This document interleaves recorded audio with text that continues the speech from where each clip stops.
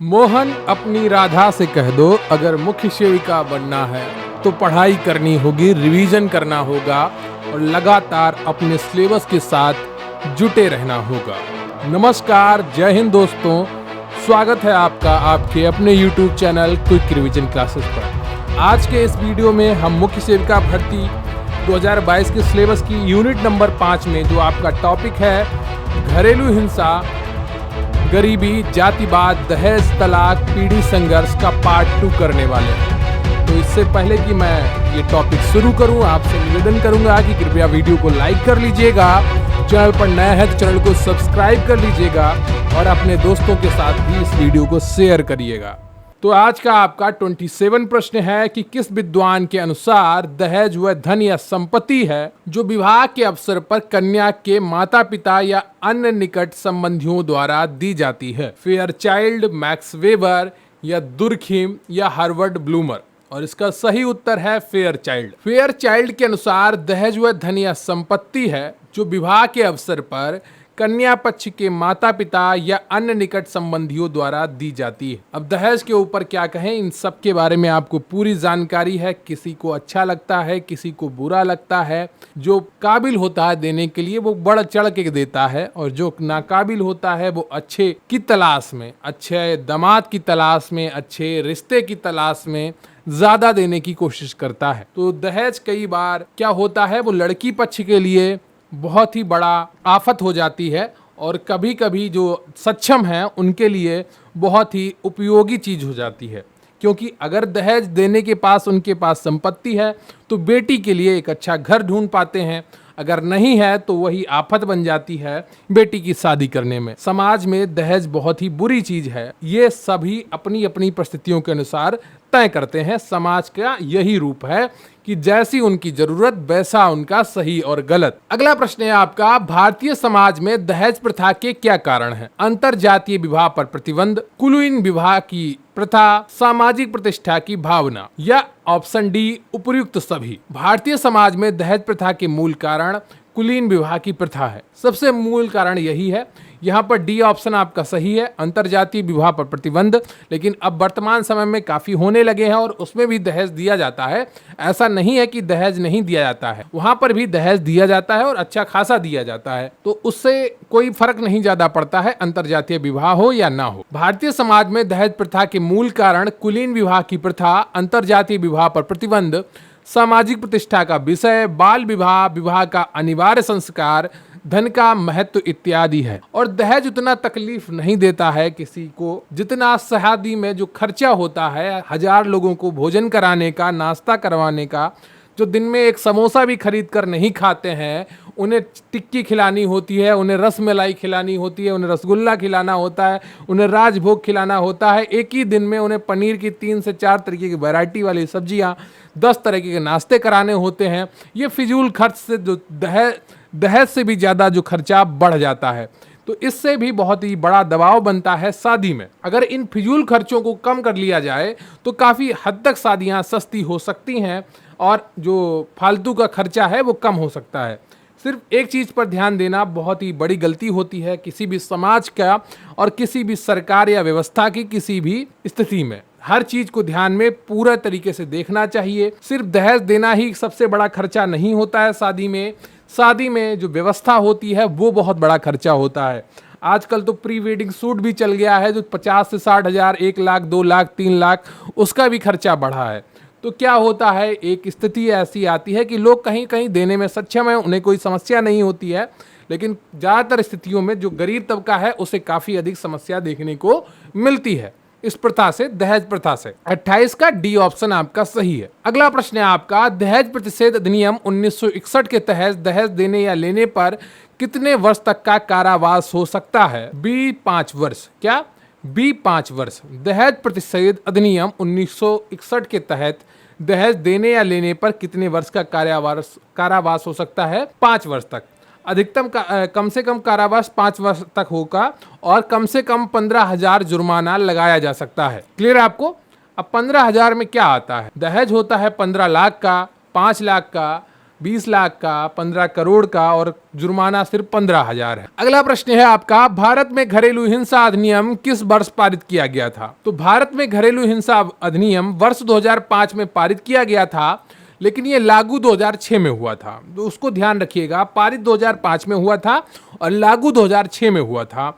जैसे आपका सीए कानून है, 2019 में पारित हो गया है पर अभी तक लागू नहीं हुआ है। जो लागू होने की तिथि होती है वो ही महत्वपूर्ण होती है। जैसे लोकसभा में धारा 370 5 अगस्त को पारित हो गई थी। जो धारा 370 को खत्म करने का कानून था वो 5 अगस्त को पारित हो गया था, लेकिन उसे लागू किया गया था अक्टूबर में जाकर, 31 अक्टूबर को। तो ये चीजें आपको ध्यान में रखनी होंगी। अगला प्रश्न है आपका, घरेलू हिंसा से महिलाओं का संरक्षण अधिनियम 2005 पूरे देश में कब लागू किया गया? बी 26 अक्टूबर 2005 को। कब?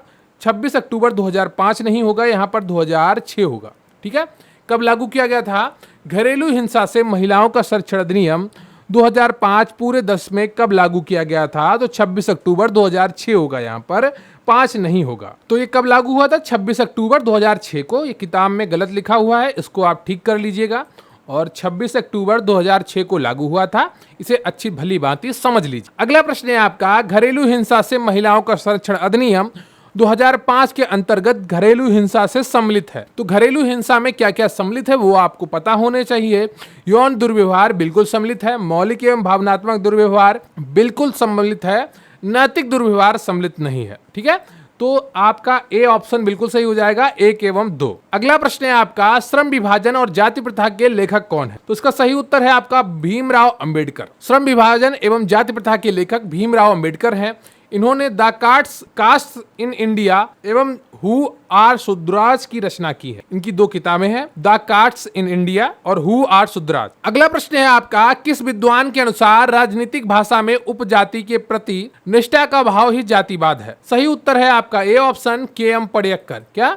के.एम. पडिक्कर। के.एम. पडिक्कर के अनुसार राजनीतिक भाषा में उपजाति के प्रति निष्ठा का भाव ही जातिवाद है। जबकि डॉक्टर एन प्रसाद के अनुसार जातिवाद राजनीतिकता में रूपांतरित एक जाति के प्रति निष्ठा है। अगला प्रश्न है आपका कि जातिवाद के कितने स्वरूप होते हैं? सही उत्तर है आपका बी ऑप्शन, 2 होते हैं। सामान्यतः जातिवाद के 2 स्वरूप हैं, एक मनोवैज्ञानिक स्वरूप और दूसरा है व्यवहारिक स्वरूप। मनोवैज्ञानिक स्वरूप में एक जातीय भावना से प्रेरित होकर एक व्यक्ति अपने ही जातीय हितों को सर्वोपरि समझता है, उसी के कल्याण के लिए सोचता है।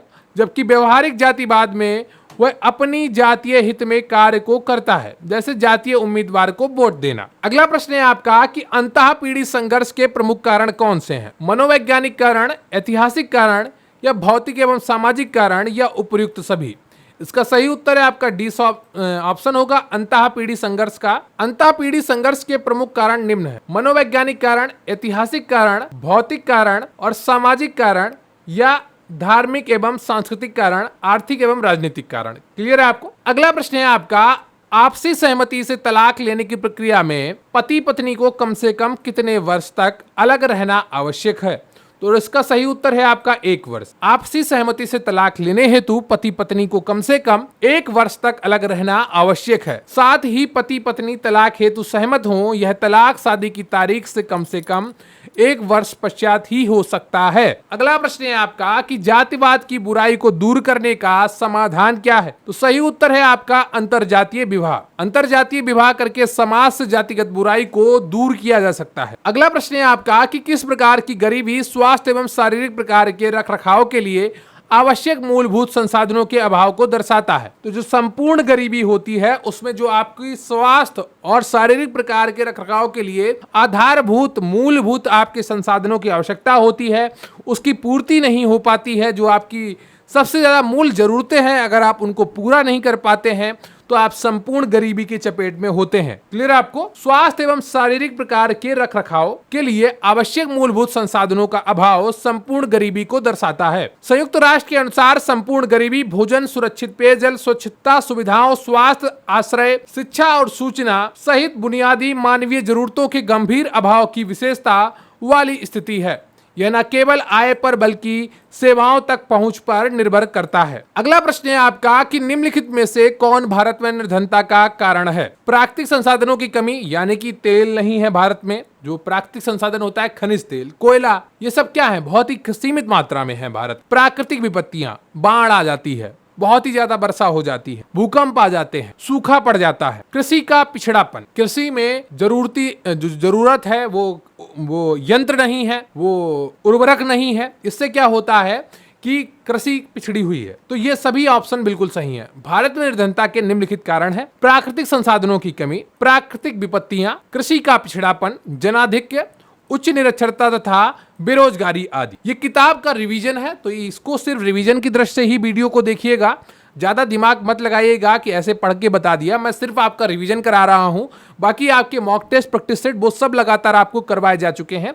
इस समय मैं आपका बुक का रिवीजन करवा रहा हूं। बुक में जो एमसीक्यू दिए हैं वो सारे मैं आपको पढ़ा रहा हूं। अगला प्रश्न जो है आपका वो है 2009 में सुरेश तेंदुलकर समिति ने इसे परिभाषित किया है। सी ऑप्शन आपका सही है, गरीबी रेखा को परिभाषित किया है। वर्ष 2009 में सुरेश तेंदुलकर समिति ने गरीबी रेखा को परिभाषित किया। गरीबी और गरीबी रेखा से नीचे के लोगों के आकलन में उनका व्यापक योगदान था। अगला प्रश्न है आपका कि निम्नलिखित में निर्धनता का कौन एक कारण है? अशिक्षा, जनसंख्या वृद्धि, बेरोजगारी, उपयुक्त सभी। तो ये सभी कारण है निर्धनता के। अगला प्रश्न है आपका कि यूएनडीपी संयुक्त राष्ट्र विकास कार्यक्रम ने किन वर्षों में मानव गरीबी सूचकांक तथा बहुआयामी गरीबी सूचकांक विकसित किया? तो इसका सही उत्तर है आपका बी ऑप्शन 1997 एवं 2010 में। यूएनडीपी ने वर्ष 1997 में एवं वर्ष 2010 में मानव गरीबी सूचकांक तथा बहुआयामी गरीबी सूचकांक विकसित किया है। क्लियर है आपको? अगला प्रश्न है आपका कि जब हम कहते हैं कि निर्धनता अशिक्षा का कारण है बनती है, तब अशिक्षा अभिव्यक्ति होती है एक आश्रित चर में। क्या?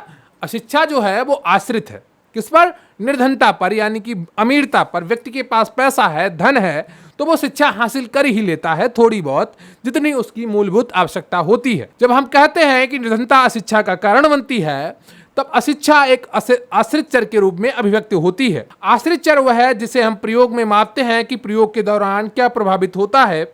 आश्रित चर स्वतंत्र चर के प्रति प्रतिक्रिया करता है क्योंकि यह स्वतंत्र चर पर निर्भर करता है। क्लियर है आपको? और कृपया वीडियो को लाइक जरूर करिएगा। चैनल पर नए हैं तो चैनल को सब्सक्राइब जरूर करिएगा। आपकी परीक्षा तिथि घोषित होगी, थोड़ा विलंब है, लेकिन उसके लिए आप चिंता मत करिए, बस तैयारी करते रहिए। अगला प्रश्न है आपका निर्धनता की परिभाषा समानता दो पद्धतियों से की जाती है। निम्नलिखित में से सही उत्तर का चयन करें। सकारात्मक एवं नकारात्मक, सामाजिक एवं आर्थिक, निरपेक्ष एवं सापेक्ष, उपरोक्त में से कोई नहीं। तो इसका सही उत्तर क्या होगा? सी ऑप्शन, निरपेक्ष एवं सापेक्ष। एक ऐसी दशा जिसमें सामान्यता भौतिक किंतु कभी कभी सांस्कृतिक संसाधनों का भी अभाव होता है, उसे गरीबी कहते हैं। गरीबी को निरपेक्ष और सापेक्ष दोनों रूप में परिभाषित किया जाता है। निरपेक्ष अर्थ में यह एक ऐसी दशा है जिसमें एक व्यक्ति के जीवन निर्वाह के लिए आवश्यक संसाधनों का अभाव या कमी होती है। सापेक्षिक अर्थ में समाज के अन्य व्यक्तियों की तुलना में व्यक्ति या समूह के पास संसाधनों के अभाव या कमी की स्थिति को गरीबी कहते हैं। समाजशास्त्रियों ने गरीबी संबंधी अपने अध्ययनों में किसी परिभाषा का बहुधा प्रयोग किया है। देखिए, निरपेक्ष गरीबी क्या होती है कि व्यक्ति के पास मूलभूत जो सुविधाएं हैं, जो आवश्यकताएं हैं, जो वस्तुएं हैं, वो ही नहीं है। लेकिन सापेक्ष गरीबी वो होती है जो दो जगह के व्यक्तियों की तुलना की जाती है। जैसे अमेरिका में कोई व्यक्ति कितना कमा रहा है, कोई व्यक्ति कितना खा रहा है, कोई व्यक्ति कितना खर्च कर पा रहा है, और भारत में वही व्यक्ति कितना खर्च कर पा रहा है, वही कितना कमा पा रहा है। तो इसकी तुलना सापेक्ष गरीबी कही जाती है कि अमेरिका की तुलना में भारत के लोग गरीब हैं।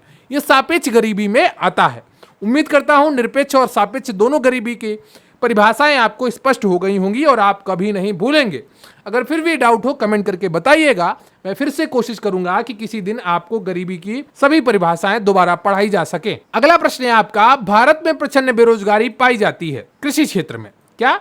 कृषि क्षेत्र में भारत में प्रचंड बेरोजगारी पाई जाती है। भारत में कृषि क्षेत्रों में प्रचंड बेरोजगारी अधिक पाई जाती है। बेरोजगारी का अस्तित्व श्रम की मांग और उसकी आपूर्ति के बीच स्थिर अनुपात पर निर्भर करता है। कि प्रचंड बेरोजगारी का मतलब होता है कि एक समय तो कार्य होता है लेकिन एक समय कार्य नहीं होता है। कृषि कार्यों में यही होता है कि फसल की गड़ाई के समय कार्य होता है और फिर फसल की जो कटाई होती है उसके समय कार्य होता है, लेकिन बीच के समय में कार्य की अनुपस्थिति बनी होती है, बहुत ही कम मात्रा में होता है, जिसे प्रचंड बेरोजगारी कहा गया है। अगला प्रश्न है आपका, निर्धनता मापन के लिए कितने आधार हैं? बी 2, सेपर्ड एवं वांस ने दो प्रकार की गरीबी का उल्लेख किया है, पूर्ण निर्धनता और सापेक्ष निर्धनता। पूर्ण निर्धनता वह स्थिति है जिसमें व्यक्ति के पास मकान, भोजन, चिकित्सा सुविधा एवं जीवित रहने के लिए आवश्यक सब वस्तुओं का अभाव होता है। पूर्ण गरीबी को सामान्यतः जीवन की आवश्यकताओं को जुटाने के लिए पर्याप्त धन के अभाव के रूप में परिभाषित किया जाता है। अर्थात गरीबी तथा निरपेक्ष गरीबी ये दो प्रमुख आधार हैं जिसमें गरीबी का मापन होता है। अगला प्रश्न है आपका, महिलाओं के प्रति होने वाले अपराधों की प्रकृति को आपराधिक हिंसा, घरेलू हिंसा एवं सामाजिक हिंसा के रूप में वर्गीकरण किसने किया? तो इसका सही उत्तर है आपका राम आहूजा। महिलाओं के प्रति होने वाले अपराधों की प्रकृति को आपराधिक हिंसा, घरेलू हिंसा एवं सामाजिक हिंसा के रूप में वर्गीकरण राम आहूजा ने किया है। जो मणिपुर की महिलाओं के साथ हुआ है वो सामाजिक हिंसा में आएगा, आपराधिक हिंसा में आएगा।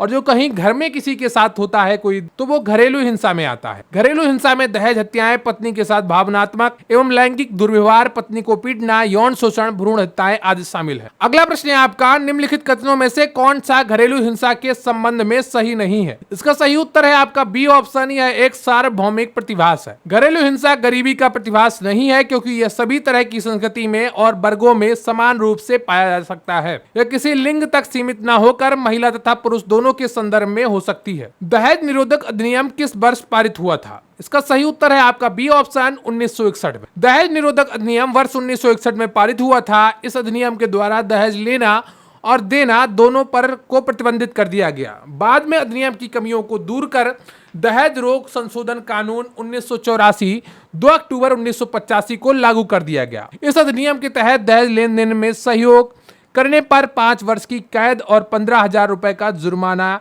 प्रावधान है। अगला प्रश्न है आपका कि दहेज निरोधक संशोधित अधिनियम 1986 के अंतर्गत दहेज के दोषी पाए जाने वाले व्यक्ति को कितना जुर्माना लगाया जाता है? अभी आपको बताया गया है 15,000। अगला प्रश्न है आपका, भारतीय दंड संहिता की किस धारा के अंतर्गत पत्नी के पति के दुर्व्यवहार की शिकायत कर सकती है? तो इसमें जो ऑप्शन बताया गया है वो गलत है। 497 नहीं होगा, यहाँ पर 498 होगा। ठीक है, तो सही धारा है वो 498A है। किताब में काफी कुछ गलत लिखा रहता है तो हर किताब पर आप भरोसा नहीं कर सकते हैं, इसीलिए मैं आपको सीधे किताब से पढ़ा रहा हूं ताकि मैं आपको बता सकूं कि किताब में क्या क्या गलत है। क्लियर? आपको यहाँ पर 498 होगा सही उत्तर, 497 सही नहीं है। सही धारा है 498A। अगला प्रश्न है आपका कि घरेलू हिंसा के वर्णन के संबंध में निम्नलिखित में से कौन सा वक्तव्य सही है? तो घरेलू हिंसा का शिकार केवल विवाहित महिलाएं बनती हैं।